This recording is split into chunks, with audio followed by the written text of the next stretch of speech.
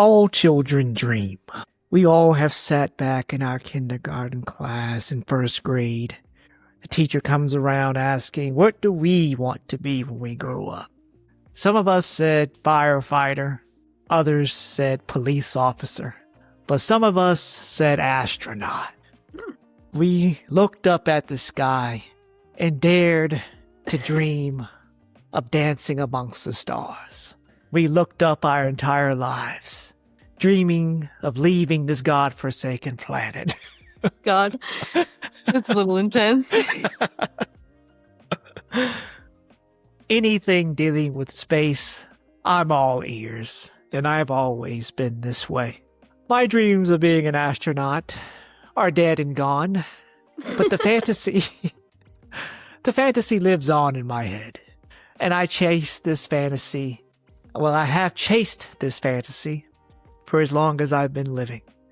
And since I'm a gamer, that's the easiest place to get that fix.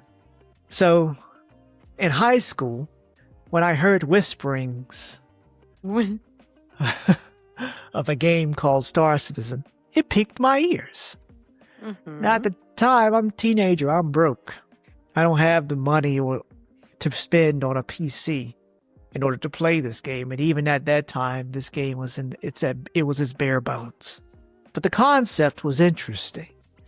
It was way more than any console game could even offer.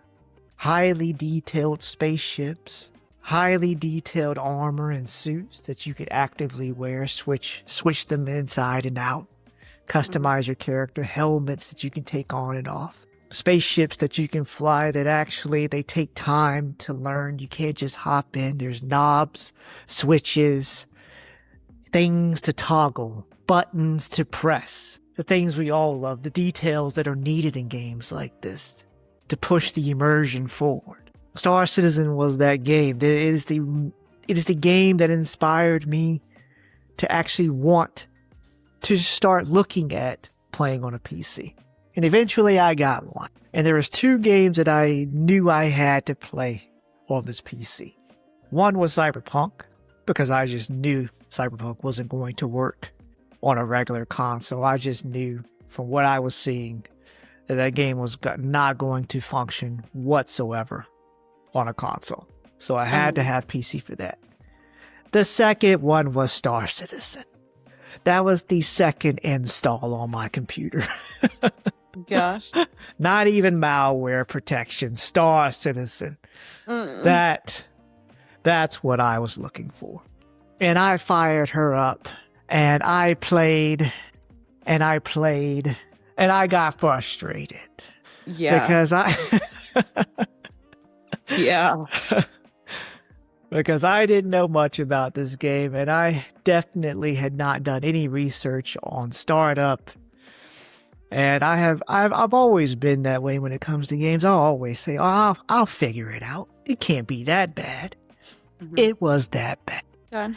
The commute from your apartment to getting on your ship was about 5 minutes. Mind you, each starter location is completely different. So navigation takes a while to get used to. Like you actively have to read the signs, like on the walls to get to where you're going. God forbid there's the metro system, all of that. You don't know where any of this stuff means or where it's taking you. But damn it, we're playing Star Citizen. So I still had a massive smile on my face. But eventually, as we all know, the honeymoon phase starts to leave. The cracks start to show. The elevators start to kill you. God, right. So right. Your biggest enemy is not an NPC or another player. It is the game itself. I was going to say.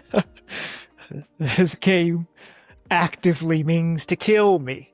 And so on one hand, you're trying to learn the mechanics of the game, trying to figure out, learn these tips and tricks from YouTubers and all this other stuff. You're trying to learn how this game works, how to fly your ship, how to navigate inventory, all this stuff. Mm-hmm. On the other hand, I'm learning which glitches and bugs will not kill me. Right. I'm learning what I don't need to interact with that won't throw me through the hull of the ship into empty space with no helmet so I die of suffocation. We're also learning to stay seated during takeoff. We're also learning to stay seated because you don't want to give your teammates who you have brought along with your journey, you don't want to give them concussions. Right. So everyone must stay seated while flying. And so yes, there's this delicate balance of playing the game and learning everything that it has to offer. And then on the other hand, you have all of these bugs that are so random that they're almost impossible to predict sometimes as to what can happen. I mean, you could honestly be climbing a ladder in your ship and then that you could just glitch through the hole and you're just floating in space. And you're donezo. You're donezo. There's been ships that I have bought, didn't realize that this ship was glitched. I get out of the cockpit throws me up inside through the hull of the ship, and now my ship is plummeting toward the planet with me right beside it. And that happens more often than not. CIG will put out a patch that's quite stable. You're having a good time. Minor bugs and glitches here and there, but you can still complete a game loop. Because that's Star Citizen. But then CIG puts out another patch. And you can't get to your ship without it spontaneously exploding within the hangar that you called it to. Right. I've clicked on a hangar and ended up at a ship that didn't even belong to me. Me and its pilot looking at each other in stupor. He's thinking I'm here to steal. I'm just confused as to who you are, sir. I don't even know. Is this your ship? I don't know. But yes, that is Star Citizen. And I don't believe this is where Star Citizen should be after more than a decade of development. After $1 billion crowdfunded. This is not where Star Citizen should be. All of the hype for this game has completely been lost. We're past that point. Mm-hmm. At this right now, we're just at, if it comes out, it comes out. Like, I'll be surprised. Squadron 42, the single-player campaign, was supposed to be out this year. And do you want to know the excuse that they use as to why they're not putting out this game this year? Oh, no. GTA 6. I'm sorry. Star Citizen is not available on console. It does not have a mass appeal. The people who have stuck with CIG for this long, still buying their ships and concepts of a ship, we'll get to that later, they're the only ones that are going to be playing this game anyway. They're the only ones keeping up with this game. I mean, they're still holding out hope that one day they will see this game reach 1.0. Mm-hmm. It's the sunk cost fallacy all over. I've spent too much money and too much time to not see it through. Right. And I understand that. But my God, stop spending the money. You can still hold out hope. But I believe at this time, the people who keep giving the money needs to hold off. And Star Citizen now needs to put out a finished product. Mm-hmm.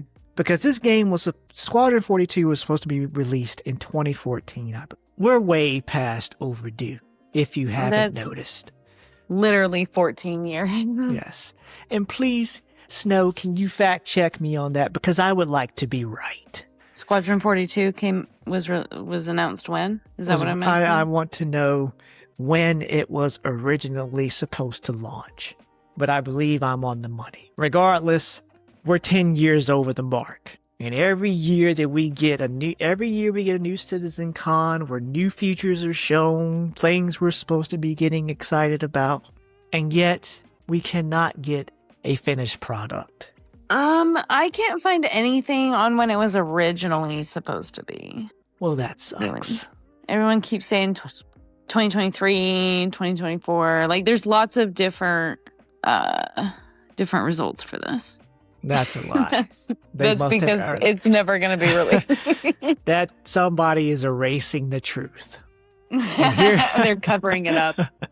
Here at Skill Point, we will dig deep. I thought I had it in my notes, but if I'll find it, I'll put it up on screen. I found it. It was originally supposed to be scheduled for 2014. Right on the money, people. And now it's delayed indefinitely. Of course it is. On par for CIG. But you know what CIG's biggest problem? You want to know what Star Citizen's biggest problem is? It's Chris Roberts. That's Star Citizen's biggest problem, right? Because Chris Roberts, back in the day, I had to do a little bit of research. Chris Roberts had released a game called Freelancer back in the day. Way before, it was before my time, before I even, I still had a bottle in my mouth.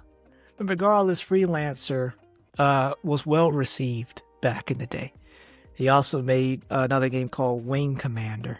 But in Wing Commander, he was actually directing Mark Hamill, in full motion, video. And he was basically just making interactive movies at that point.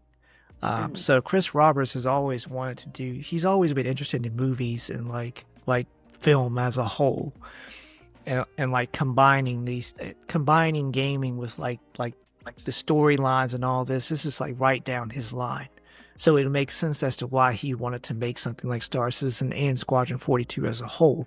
And there's nothing wrong with that. I also didn't know that he had worked on projects like Lord of War back in the day, and he also did The Punisher back in the day. He also worked on The Punisher. Back in the day. Not the new ones on Marvel, but the early ones. This is right down Chris Roberts' line. Like I said, Freelancer was well received. It was basically explained as, he was trying to push the gaming sphere forward, trying to innovate. And we love innovators. We love men and women willing. Say again? I said we love an innovator. Absolutely. We love men and women willing to push the boundaries of gaming and film. We love to see it. He was even named 75 most important people in the games industry of 1995. From Next Generation magazine. Hell of a title. Pretty long. But what's happening with Star Citizen, where the scope of the game continues to creep, yet no launch date in sight? This also happened with Chris Roberts' earlier projects. And he just kept wanting to add more and more to these projects. But I believe for Freelancer is where Microsoft actually bought him out. And the original vision that he had for that game actually got cut. But the game still got released because Microsoft pushed it out. Thank God, because it would have been the same thing that's happening right now. Right. And look at this. When he founded a company called Digital Anvil, and in 1999 he announced Freelancer. Now listen to what his original vision was for Freelancer. A living, breathing galaxy, 48 star systems, a dynamic economy that runs whether you're there or not, weather on every world, and multiplayer for thousands of players. That sounds like Star Citizen in 99. And then he said it was shipped in fall of 2000. This was announced. This was announced in the fall of 2000. By E3 2000, it slipped to the end of 2001 at the earliest. Microsoft came in. They've had some buyout talks in June of 2000. The acquisition was completed later in the year in December. And then Roberts ended up just becoming the creative consultant. Then he ended up leaving. Okay. Microsoft stripped all those features that he wanted and just shipped it as is. The game ended up being released in March 4th, 2003 without him 2 years after he left. It was a good game, but it was a smaller game. Like I said, he was beginning to do the same thing that is now happening with Star Citizen. Chris Roberts does not know how to meet a target. I don't even think there is a target he is even aware of. I think at this point, Star Citizen will never finish. Because I think the game has gotten to a point, and I think the people at the top now realize that they can make more money with scope creep than they could ever make by actually releasing this game. Right. So we get into what I announced earlier about people buying concepts of ships. And this is the story that actually provoked this entire conversation, this entire video. Is because CIG is releasing, or has released, I did not check that at the time of this recording, they have a new ship called the Anvil Odin. Now, I thought that this ship was already on their website. And I thought it was kind of like a limited supply type deal. I don't know how you can have a limited supply in a digital world, but here we are. Here we are. CIG is selling the concepts of a ship for $5,000. This does not exist. This does not exist in the game yet. $5,000 for a non-existent ship. And to top it off, you to be even allowed to buy the JPEG, you had to write a 1,000-word essay to join the Odin Founders Club. Now I ask, dear listener, what the fuck are we doing? At this point, it feels CIG, as the old people will say, has gotten too big for their britches at this point. To think that you can drag your audience and your players around like and put in and lock something like that behind an essay and the price of a used car. Right. I feel at this point this is highly disrespectful to the community as a whole. On top of just the constant pushbacks, the constant delays, when a game has crowdfunded $1 billion, you expect a finished product by now. Right. We're in 2026. Using GTA 6 is not a good reason. It's not a good enough excuse to delay your game. At this point, right? At this point. And honestly, even 10 years ago, I don't even think that would have mattered. Because a lot of people can't afford to play PC. And on top of that, Star Citizen, even now, I would not recommend Star Citizen, for somebody to pay. Or, it's not willing for you to go and spend the money on a PC just to play Star Citizen. Right. You have to, especially just to play this game. It's something you try for a few hours, try to have fun with your friends, and then get off. Because eventually you're going to get frustrated. Trying to do something as simple as load boxes into a ship is a catastrophe. It can be so smooth, or it could be a catastrophe. And it's a 50-50 chance, all depending on how the game is acting that. And it should not be this way in 2026. You should be able to get on this game, especially in the starter system like Stanton, which has been there since the game's inception. That system as a whole should be working pretty good by now. And the fact that it's crazy to me that they've added even other starships when we have not fixed the core integrity of the game. It's still broken.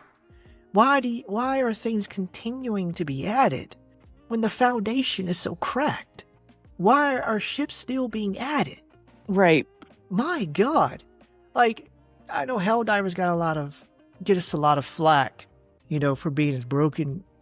It's got a lot of bugs and glitches, and the devs doing their best. I believe they just pushed through a really good patch earlier in the month or last month. But my God, I mean, this needs to be addressed. And also the fact that I don't think the problem will ever be fixed because people are still buying the $5,000 ship. It's sold out. Are you serious? Yes. And also, I remember reading a story on Reddit about a woman said that she's breaking up with her boyfriend because he has spent their savings on ships in the game. That's so painful for her and him. I ain't lying. They're both living on broken promises. Right. And I don't get me wrong. I would love to get on this game and just play and just enjoy myself. There's a lot of things I can brush over when it comes to gaming, especially if it has bugs and glitches. But Star Citizen bugs and glitches are so intense that it just destroys your motivation to keep playing. And it's mostly because of... Say again, I'm sorry. I was going to say it very much depends on your mood before you get on the game, whether or not you're going to have a good time. Exactly. And also the amount of time you have to block off with your friends to say, hey, I mean, just loading boxes into a ship, that's easily could be a 2 to 3 hours. For one job. For one job. If Especially the game if somebody's is stable. New. Exactly. Right. If the game is stable. If the game is glitchy in any way, this can easily go to 4 to 5 hours just trying to get a simple job done. That is asinine. Your players are not being respected at this point. CIG also does not seem to respect its own developers. There's talks of crunch. You know, developers working. I remember reading a story about devs working on like the... I don't know, I forgot. I don't know how to call it, but you know, like the game trailers and stuff like that you see at E3, like the gameplay features. Like they had a dev team working on that, and then they were fired right before they were let go right before, you know, CitizenCon. And it's just like they were working these people to the bone and then just let them go once they got all the work that they needed out of them. Gross. I'll put it up on the screen. But things just are not looking good. I mean, people that spent money on this game from the get-go at launch, you know, the Kickstarter, some of these people aren't even alive to see the game to its full fruition, to its completion.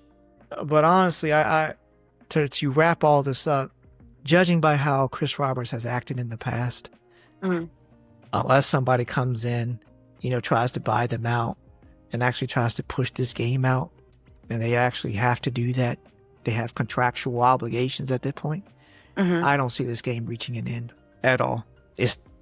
I want to be very clear. I don't think the game is a scam. It is a playable product. The vision is there. It is just an absolute... It's a nightmare to play. Especially depending on what patch you get. And I think people need to stop spending their money and start voting with their wallets about what direction they want this developer to go in. Because it's getting ridiculous. I mean, I don't know how much more defense you can do for this company at this point. Right. It's reaching delusion. I agree. But like I said, I don't want the game to fail. Those at the top are definitely not failing. Sitting on a mountain of cash, most likely. I would love Star Citizen to come out and I can actually play with my friends who all have PCs. I would love to do that. But as of right now, I cannot recommend this game to no one. It is not worth it. I don't even know what I could putting boxes inside of a container should not be that big of a headache. The game has been out since 2014. That should be the most stable part of the game. Right. But yeah, I advocate for the players, and the players should advocate for themselves. And CIG needs to just double down and at least get their single player game out at this point. The hype is gone. It's over. The least you can do is just put out something that is finished. Right. But yeah, I don't have anything else to say about that. I think I rambled enough. Way over my time as usual. Wasn't this supposed to be a 15-minute video? Yes. What were you saying? Sorry? So I was just saying, appreciate you for being here and listening. Oh, I'm glad to be here. Adding in because you play Star Citizen yourself. I do. You know my pain. I have. You've also felt it when a box smacked you upside the head. You're right. That you had the tractor beam on. We don't talk about that though. But let me know in the comments if you've had the pleasure of playing Star Citizen. What you think? Do you love it? Do you hate it? What do you see in this game's future? I'm sorry. But above all else, make sure you like, subscribe, and hit that bell so you never miss a video. We will catch you guys next time. Goodbye. Bye.